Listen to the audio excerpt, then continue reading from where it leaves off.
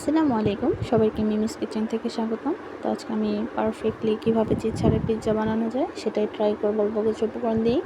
তো এখানে আমার লাগছে আটা, দিয়ে দিচ্ছি লবণ পরিমাণ মতো, ইস্ট, দিয়ে দিচ্ছি কিছুটা পরিমাণ চিনি। তো উপকরণগুলো আমি ভালোভাবে মিশিয়ে নিব।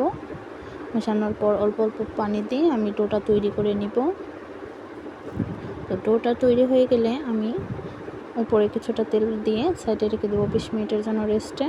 তো এখানে আমি পিৎজার জন্য সস বানিয়ে নিব। সসের জন্য আমি দিয়ে দিচ্ছি তেল, দিয়ে দিচ্ছি হাফ টেবিল চামচ ময়দা।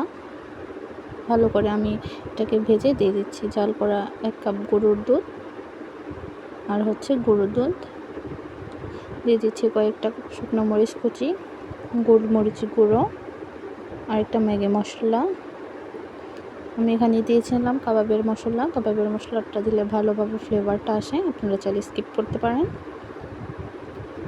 তখন আমি মাংসগুলো ভেজে নিব। দিয়ে দিচ্ছি লবণ, 1 টেবিল চামচ আদা রসুন বাটা,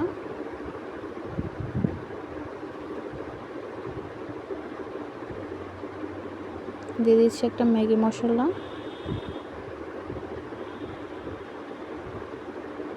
আর কাবাব মশলা। ভালো করে নাড়াচাড়া দিয়ে এখন আমি দিয়ে দিচ্ছি একটুখানি সস। তো মাংসটা প্রায় ভাজা শেষ। এখন আমি পিৎজার ডোটা তৈরি করে নিব। তো এখানে আমি পিৎজার ডোটা ফার্স্টেই বেলন দিয়ে একটু বলে নিয়েছিলাম।